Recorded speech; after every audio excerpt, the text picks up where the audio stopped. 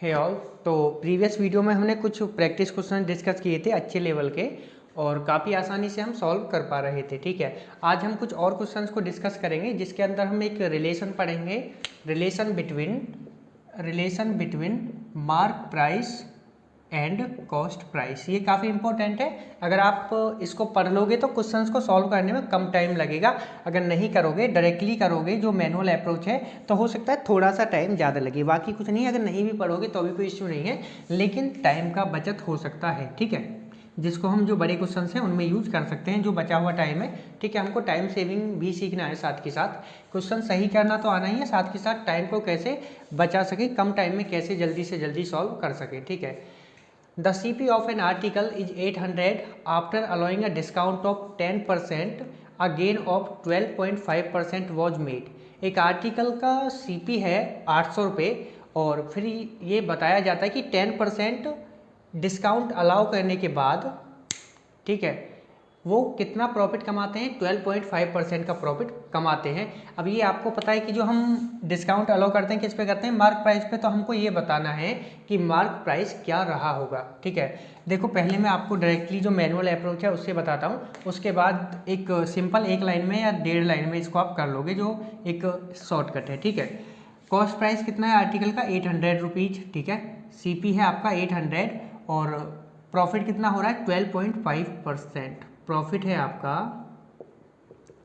12.5%। इसको हम लिख सकते हैं 1/8। यदि कॉस्ट प्राइस 8 होगा तो सेलिंग प्राइस क्या हो जाएगा, 9। तभी तो इसको हम 12.5% प्रॉफिट कमा सकते हैं। इसी तरीके से करते थे। अब देखो सेकंड सिनेरियो क्या है कि डिस्काउंट है 10%। Discount is equal to 10%। इसको लिख सकते हैं हम 1/10। और हमें पता है कि प्रॉफिट कॉस्ट प्राइस और सेलिंग प्राइस पे डिपेंड करता है, और डिस्काउंट मार्क प्राइस और सेलिंग प्राइस पे डिपेंड करता है। यदि मार्क प्राइस 10 होगा, जो सेलिंग प्राइस है वो कितना हो जाएगा, 9। 10 - 1 9। ठीक है, इसी तरीके से करते हैं। अब देखो यहाँ पे आपको क्या चाहिए, आपको चाहिए जो आपका मार्क प्राइस है वो चाहिए। अब आपको यहाँ पे सेलिंग प्राइस यहाँ पे भी गिवन है, यहाँ पे भी गिवन है। अब आप देख सकते हो दोनों जगह सेलिंग प्राइस सेम है। एक रेशियो हमने पढ़ा था A/B और B/C। अगर यहाँ पे 3 है और यहाँ पे 5 है और यहाँ पे 5 है और यहाँ पे 8 है, तो A/C कितना हो जाएगा, 3/8। यदि ये दोनों इक्वल हैं तो, यदि इक्वल नहीं है तो दोनों के इक्वल बना लेते थे। ठीक है, अब देखो मुझे क्या चाहिए, मार्क प्राइस चाहिए। अब वो ये पूछ रहे हैं कि then the mark price of an article, article का मार्क प्राइस क्या होगा।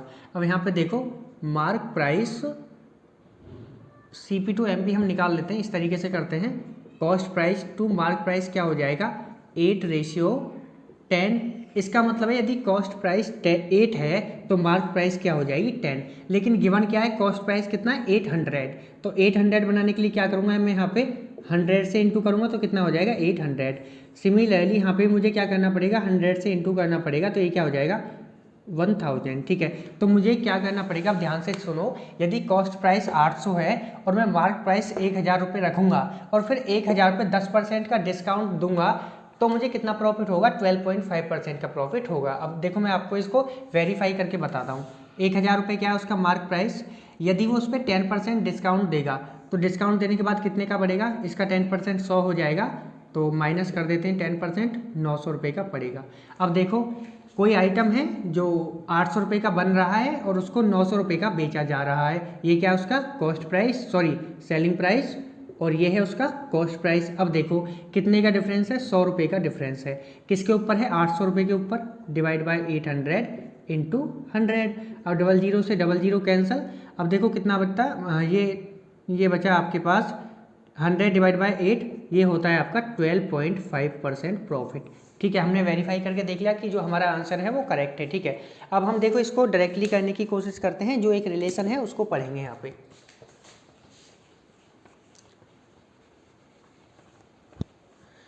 देखो एक फॉर्मूला होता है हमारे पास, MP/CP is equal to 100 plus profit percent divide by 100 minus discount percent. यदि आप डील कर रहे हो परसेंटेज के रेस्पेक्ट में, यदि आप फ्रैक्शन के रेस्पेक्ट में डील कर रहे हो तो ये हो जाएगा MP/CP is equal to 1 - sorry 1 plus profit upon 1 minus discount, right.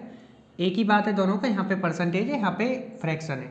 अब ये कैसे आया, क्यों आया, इस पर आपको ध्यान नहीं देना है, ठीक है, क्योंकि हमको नहीं पढ़ना है इसके बारे में, हमको सिर्फ ये पढ़ना है इसको यूज कैसे करना है। अब देखो ये क्या है, सीपी गिवन है, मार्क प्राइस आपको निकालना है, और सीपी गिवन है 800 इज इक्वल टू परसेंटेज में गिवन है, जो आपका प्रॉफिट और डिस्काउंट है दोनों परसेंटेज में गिवन है, तो हम इस वाले को यूज करेंगे परसेंटेज के लिए, और ये किसके लिए, फ्रैक्शन के लिए, राइट।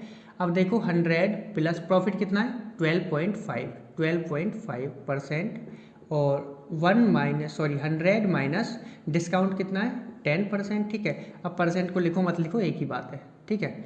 अब देखो आगे क्या हो जाएगा, mark price is equal to, ये कितना हो जाएगा 112.5 इंटू, ये ऊपर चला जाएगा यहाँ पे 800, और डिवाइड में क्या रहेगा 90, राइट, 0 से 0 कैंसिल।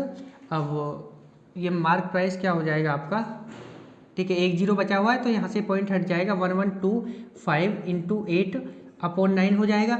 अब देखो 9 से कितने टाइम जाएगा, 9 1 जा 9, और 9 2 5 इंटू 8, ये हो जाएगा आपका 1000 रुपये। इस तरीके से आप मार्क प्राइस निकाल सकते हो। इसमें सिर्फ कैलकुलेशन है, बाकी दिमाग नहीं लगाना है, सिर्फ वैल्यू पुट करना है और आंसर आ जाएगा। वहाँ पे दिमाग लगाना पड़ता था, ठीक है, वेरीफाई करना पड़ रहा था, यहाँ पे आपको कुछ नहीं करना, सिर्फ वैल्यू पुट करो और आंसर आपका बड़ी ही आसानी से आ जाएगा। अब देखो अगला क्वेश्चन है, at what percent above the CP must a shopkeeper mark his price tag so that he gains 20% even after giving a discount of 10% on the mark price.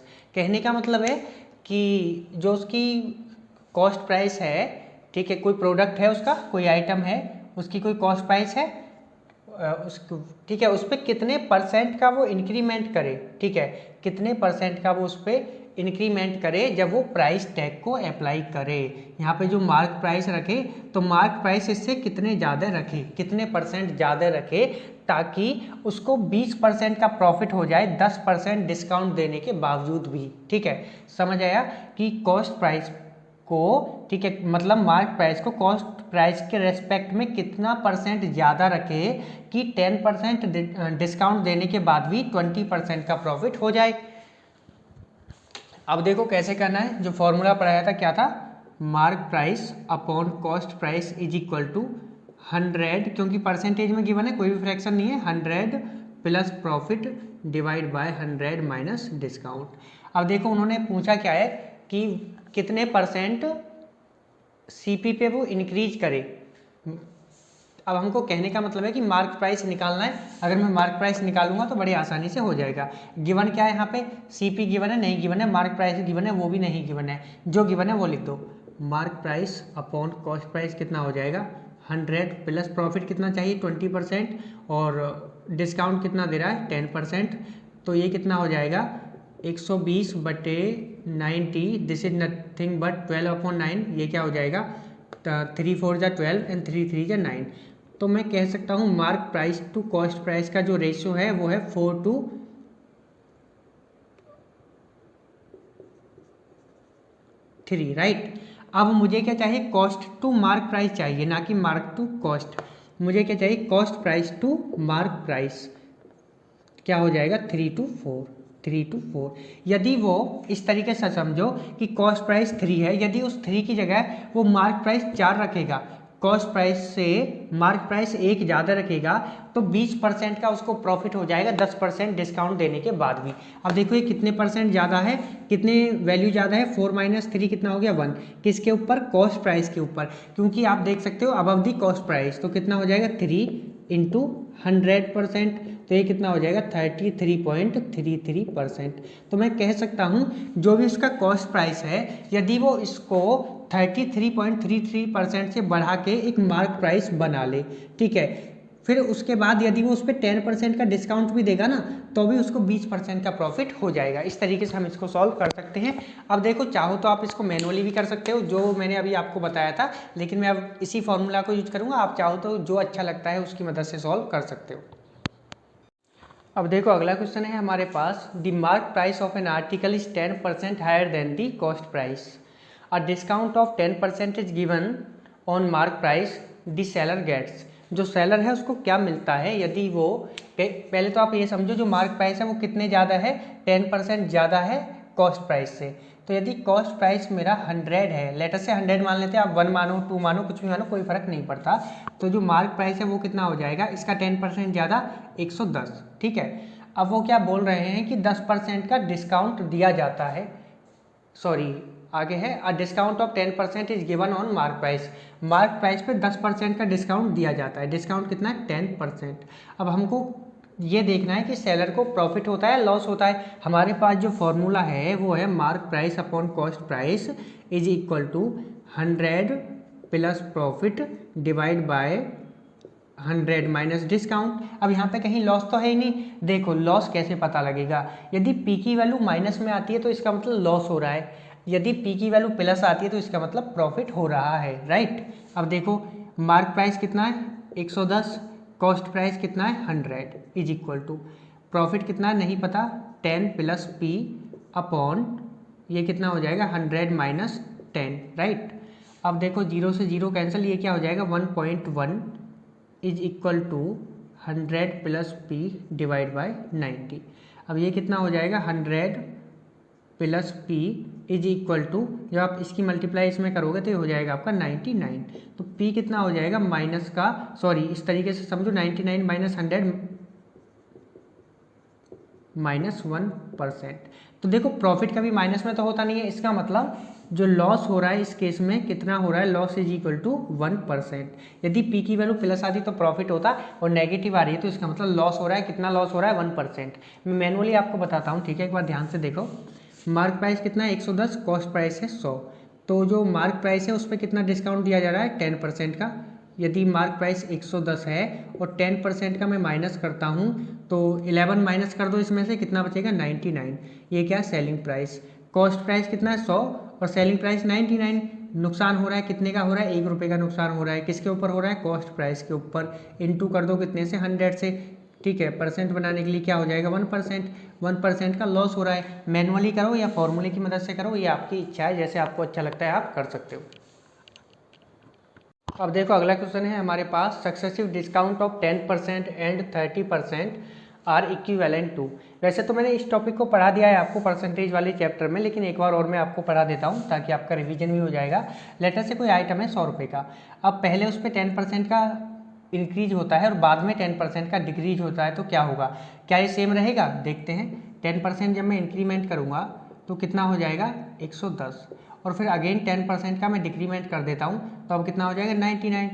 Loss हो रहा है कितने का हो रहा है 1 का, तो ये हो जाएगा 1% का डिक्रीमेंट हो रहा है। तो देखो यदि 10% इंक्रीज करूँ और फिर 10% डिक्रीज करूँ तो ओवरऑल क्या हो रहा है 1% डिक्रीमेंट हो रहा है, ठीक है। कभी भी मत बोलना कि ये इक्वल रहेगा, यदि मेरे पास 100 रुपये हैं उस पर 10% बढ़ा दूँ और 10% घटा दूँ तो ये कभी भी दोबारा से 100 नहीं आने वाला, राइट। ये मैंने आपको डिटेल में पढ़ाया परसेंटेज वाले चैप्टर में, आप जाओ वहाँ पे एक टॉपिक है आपको प्लेलिस्ट में मिल जाएगा, सक्सेसिव परसेंटेज चेंज या फिर सक्सेसिव डिस्काउंट, वहाँ पे आप देख सकते हो। अब देखो ऐसे समझो कोई आइटम है 100 रुपये का, उस पर 10% डिस्काउंट दिया जाता है, तो माइनस कर दो 10%, कितना हो जाएगा 90, राइट, क्योंकि 100 का 10% कितना होता है 10, तो माइनस 10 कर दो 90 हो जाएगा। अगेन इस पर 30% डिस्काउंट दिया जाता है, माइनस कर दो 30%। देखो आपको पता है 30% क्या होता है 3/10 ऑफ 90, कितना हो जाएगा 27, 27 माइनस कर दो कितना बचेगा यहाँ पे 63 बचेगा।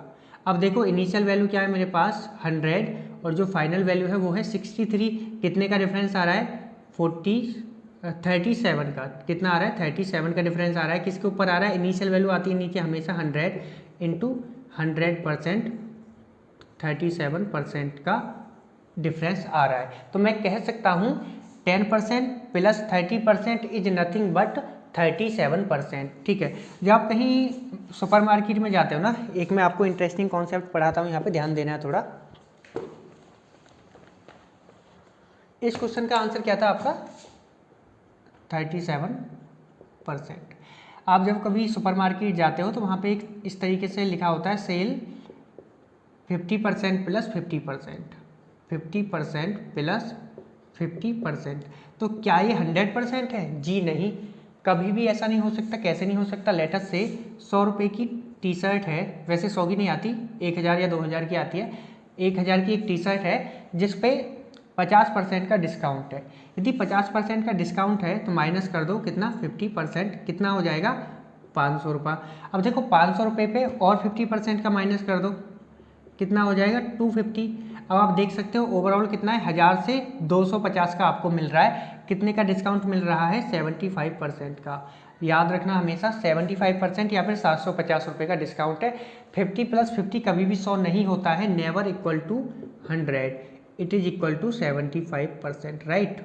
इस तरीके से इन चीज़ों को समझना होता है। ये आपका एक छोटा सा टॉपिक था सक्सेसिव परसेंटेज चेंज का। मैंने जो परसेंटेज वाला टॉपिक है वो यहाँ पे भी पढ़ा दिया है ताकि आपको रिवीजन हो जाए।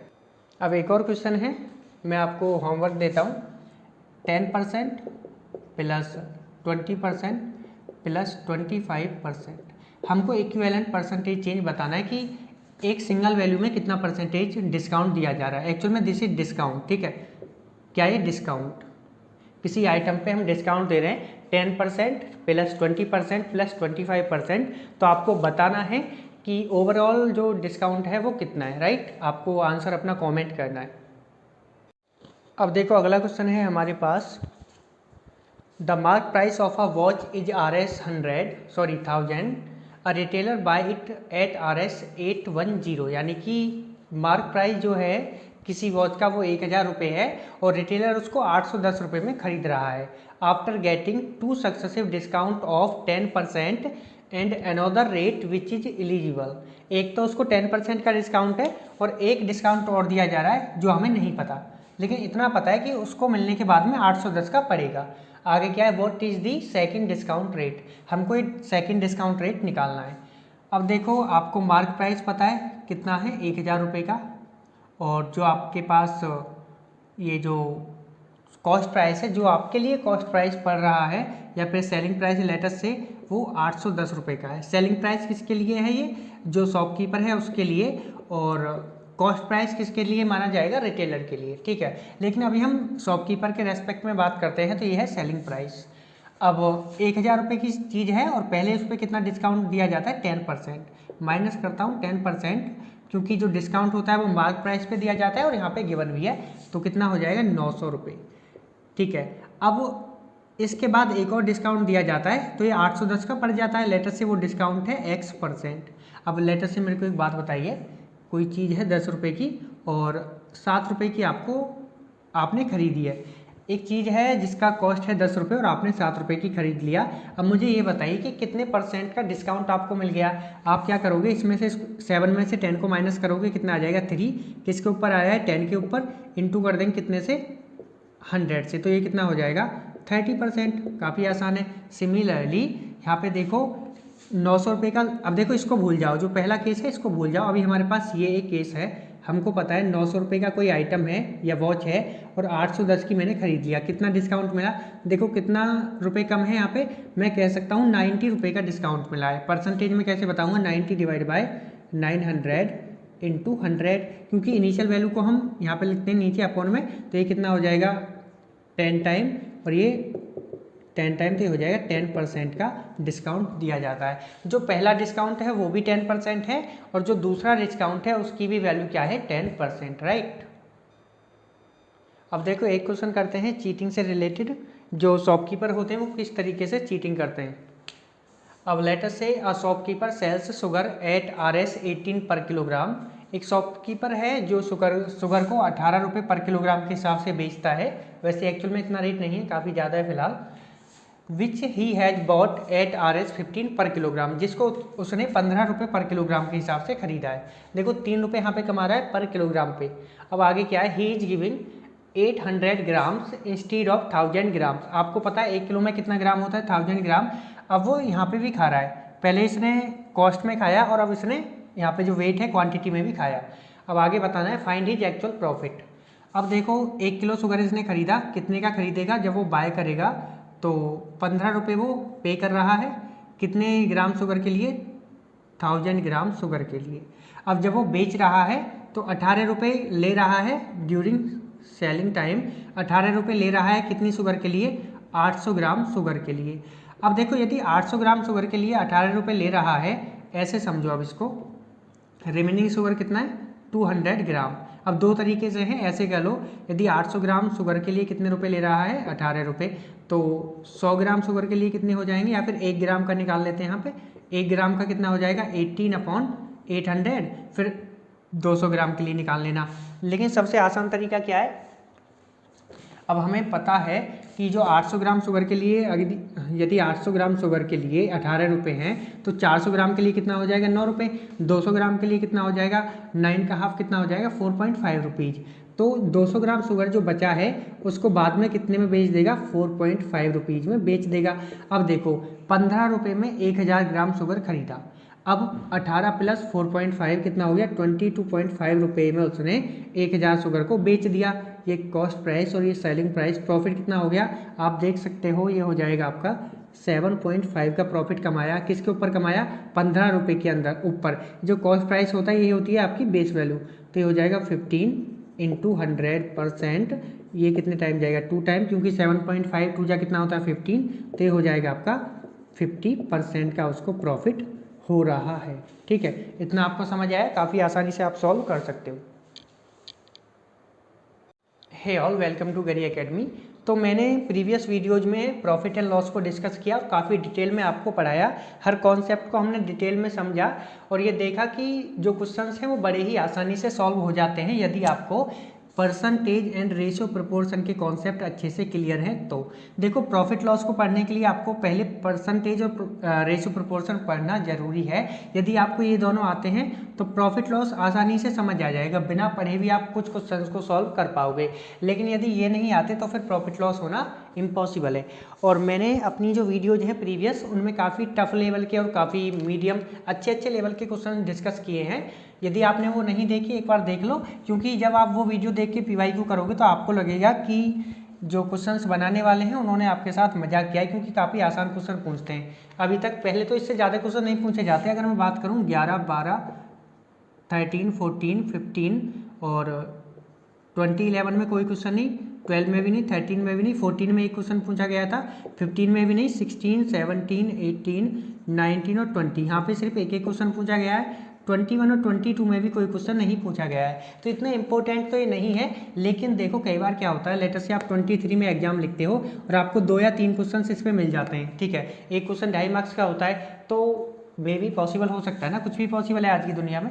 तो आपको कोई भी चीज़ नहीं छोड़ के जानी है। ठीक है, और पता है कई बार क्या होता है, आपको पता है परसेंटेज एंड रेशियो प्रोपोर्शन पे क्या बेस है आपका प्रॉफिट एंड लॉस। अब होगा क्या कि वो परसेंटेज का, आपको परसेंटेज पता है, ये पता है, इनमें से एक भी क्वेश्चन ना दें और सारे के सारे क्वेश्चन 3-4 क्वेश्चन को प्रॉफिट लॉस के ही बना दें, जिनमें इन दोनों को इंक्लूड कर दें।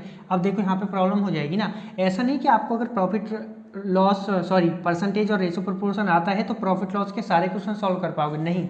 कुछ क्वेश्चंस नहीं होंगे, कुछ हो जाएंगे। तो इसलिए देखो सारी चीज़ें पढ़नी जरूरी है। ओके, पहला क्वेश्चन है हमारे पास, ये मैंने आपको काफ़ी अच्छे से कराया था, काफ़ी आसान ट्रिक है इसको सॉल्व करने की। If Soham while selling 2 goats, ठीक है 2 goat, देखो 2 बकरियों को सेल करने के बाद में एक पे उसको प्रॉफिट होता है 10% का और एक पे उसको लॉस होता है 10% का। अब हमें बताना है कि उसको ओवरऑल क्या होता है। मैंने बताया था यदि CP नहीं गिवन हो, CP नहीं गिवन है यहाँ पे, और जो उनका सेलिंग प्राइस है, सेलिंग प्राइस सेम हो, और यहाँ पे गिवन है एट दी सेम प्राइस, जो सेलिंग प्राइस है उनका सेम है, दोनों के लिए सेलिंग प्राइस सेम है, और जो प्रॉफिट है वो इक्वल हो लॉस के, तो प्रॉफिट कितना 10%, लॉस कितना 10%। वेरीफाई हो गया केस। हम क्या करेंगे, ओवरऑल क्या होता है, देखो इसको इस तरह के क्वेश्चंस में जहाँ पे कॉस्ट प्राइस गिवन ना हो और सेलिंग प्राइस दोनों के लिए सेम हो और प्रॉफिट इक्वल टू लॉस हो, हमेशा लॉस होता है, हमेशा लॉस होता है, याद रखना है। तो देखो पहला और दूसरा ऑप्शन तो वैसे ही गलत हो गया। अब इन दो में से कोई एक सच होना है, तो इसका आंसर कैसे निकालेंगे, profit into loss upon 100। Profit कितना है 10%, लॉस कितना है 10% डिवाइड बाय 100। तो ये कभी 0 नहीं होगा, 1 होगा। ठीक है, 0 टाइम नहीं जाता है, 1 टाइम डिवाइड होगा, तो लॉस कितना हो जाएगा 1%। ऑप्शन सी करेक्ट हो जाएगा। जिन्होंने मेरी वीडियोस देखी हैं वो इसको देख के ही कर देंगे, बिना पेन पिक करे, और जिन्होंने नहीं देखी हो सकता है थोड़ी प्रॉब्लम हो, लेकिन आपसे एक रिक्वेस्ट है कि आप सारी वीडियोज़ को देख लो, तभी आप इस टॉपिक पे आओ। PYQ आपको करने से पहले सारे कॉन्सेप्ट को अच्छे से क्लियर करना जरूरी होता है, वरना PYQ करने का कोई कॉन्सेप्ट या फिर कोई फ़ायदा नहीं होता है। अब देखो अगला क्वेश्चन है हमारे पास, a person allows 10% discount for cash payment from the mark price of a toy. कोई टॉय है जिसके मार्क प्राइस पे उसको 10% का डिस्काउंट दिया जाता है और हमें पता है कि जो डिस्काउंट होता है वो इन जनरल मार्क प्राइस पे ही दिया जाता है। आगे क्या है, and still he makes a 10% gain, उसके बावजूद भी उसको 10% का प्रॉफिट हो रहा है और गिवन है what is the CP of the toy, उस टॉय का कॉस्ट प्राइस क्या होगा यदि उसका मार्क प्राइस 770 है। देखो मैंने एक रिलेशन पढ़ाया था, mark price upon cost price, जो इससे प्रीवियस वीडियो थी जस्ट प्रीवियस, उसमें एक कॉन्सेप्ट पढ़ाया था, is equal to 100 plus profit percent upon 100 minus discount percent. अब देखो मार्क प्राइस क्या है 770, कॉस्ट प्राइस क्या है निकालना है, इज इक्वल टू ये क्या है आपका 100 प्लस प्रॉफिट कितना है देख सकते हो 10% का प्रॉफिट है और डिस्काउंट कितना दिया जा रहा है उसको 10%, तो ये हो जाएगा 100 माइनस 10। अब देखो कितना हो जाएगा, सीपी हो जाएगा आपका 770 इंटू 90, यहाँ पर चला जाएगा और ये नीचे आ जाएगा, नीचे क्या आ जाएगा 110, 0 से 0 कैंसिल, इससे 70 टाइम जाएगा तो सीपी हो जाएगा आपका 70 इंटू 9 630, राइट। इस तरीके से आप सीपी निकाल सकते हो। आप सोचोगे कि ये मैंने कैसे कर दिया, देखो इसके पीछे मैंने काफ़ी क्वेश्चंस कराए थे और प्रीवियस वीडियो में डिटेल में समझाया था। यदि आप डायरेक्टली देख रहे हो तो आपको समझ नहीं आएगा, क्योंकि कुछ ऐसे हैं जिन्होंने 3 वीडियो देखे हैं फिर वो PYQ कर रहे हैं। यदि आप डायरेक्टली करोगे तो कैसे आ जाएगा, ठीक है, उन्होंने थोड़ा हार्डवर्क किया ना, आपको भी करना पड़ेगा। यदि आप ये पढ़ लोगे तो आसानी से कर पाओगे। लेकिन देखो एक और क्वेश्चन है 2017 का, काफ़ी आसान है और मैं इसको मैनुअली कराने की कोशिश करता हूँ, कोई फार्मूला वगैरह यूज नहीं करना चाहता, ठीक है। अब देखो Gopal bought a cell phone, later से गोपाल ने एक 100 रुपये का सेल फोन खरीदा और बाद में उसको अपने दोस्त राम को बेच दिया 10% प्रॉफिट पे। जब उसने बेचा, गोपाल ने जब उसने राम को बेचा 10% का प्रॉफिट, तो कितने का बेचा होगा 110 रुपये का। अब बाद में क्या हुआ, राम ने उसको वापस गोपाल को बेचना चाहा 10% के लॉस पे। अब राम ने जब 10% का लॉस किया यहाँ पे, तो राम ने कितने का बेचा, माइनस कर दो 10%, कितना हो जाएगा 110 माइनस 11, क्योंकि 110 का 10% क्या होता है 11, तो ये कितना हो जाएगा 99। अब देखो पहले क्या था, गोपाल के पास 100 रुपये का फ़ोन था और उसने वो इसको बेच दिया, लेटर से ऐसे समझो 1 रुपये का, देखो आप क्या से देख सकते हो कि 1 रुपये का प्रॉफिट हो रहा है, 1 रुपये का प्रॉफिट हो रहा है किस पे, 100 रुपये पे हो रहा है, तो ये कितना हो जाएगा 1% का गेन हो रहा है गोपाल को, ठीक है। अब देखो अगला क्वेश्चन है हमारे पास 2019 का, Rakesh had money to buy 8 mobile handsets of a specific company but the retailer offered very good discount on that particular handset. Rakesh could buy 10 mobile handsets with the amount he had, what was the discount the retailer offered।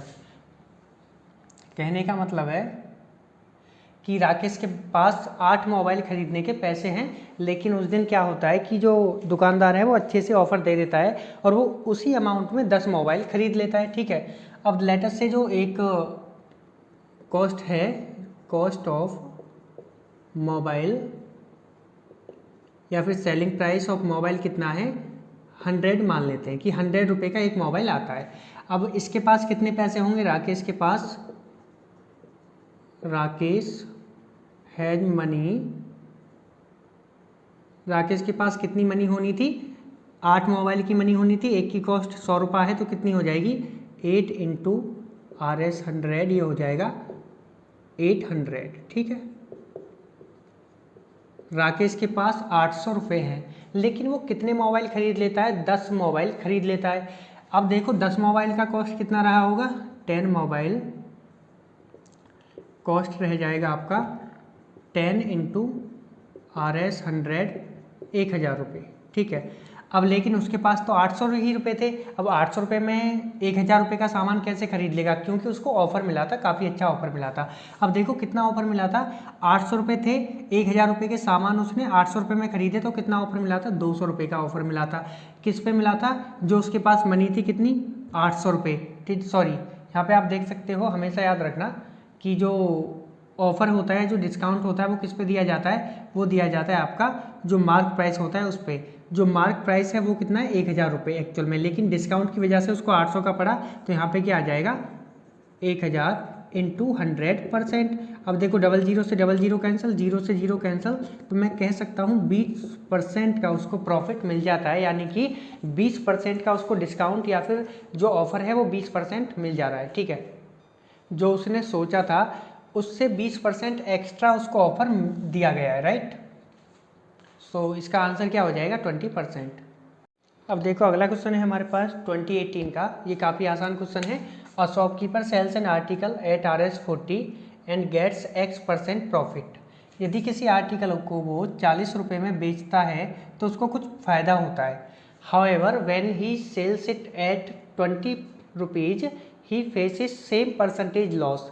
लेकिन यदि वो इसको 20 रुपये में बेच रहा है तो उसको नुकसान होता है, जितने पहले 40 का बेचने पे प्रॉफिट होता था उतना ही अब नुकसान हो रहा है। हमको क्या करना है, ओरिजिनल कॉस्ट बताना है। देखो यदि 20 रुपये में बेचेगा तो नुकसान हो रहा है, और 20 से कम में बेचेगा तो और भी ज़्यादा नुकसान होगा, और 40 में बेचेगा तो प्रॉफिट होगा, तो क्या बचा 30। तो कहने का मतलब है कितने में बेचेगा, 30 में बेचेगा। ऑप्शन क्या हो जाएगा सी। ठीक है, कोई फॉर्मूला से करने की ज़रूरत नहीं है, वैसे एक फॉर्मूला होता है मैं बता सकता हूँ, लेकिन ये डायरेक्टली कर सकते हो बिना किसी फॉर्मूला की मदद से, मैनुअली आप कर सकते हो, तो मैंने इसको करके दिखा दिया।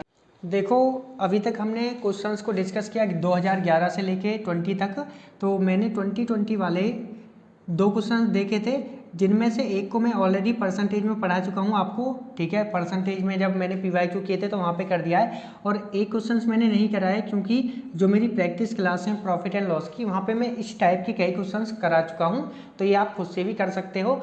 और मेरी तरफ से आज प्रॉफिट एंड लॉस खत्म हो चुका है, जहाँ पर मैंने प्रैक्टिस क्वेश्चन को भी डिस्कस किया है डिटेल में, और PYQ भी डिस्कस कर लिए हैं। और आप देखोगे कि जो मेरे प्रैक्टिस क्वेश्चन हैं वो PYQ से काफ़ी ज़्यादा अच्छे लेवल के हैं। तो यदि आपको प्रैक्टिस क्वेश्चन समझ आते हैं तो PYQ करने में आपको कोई भी प्रॉब्लम नहीं होगी। तो आज के लिए सिर्फ इतना ही। Thank you guys.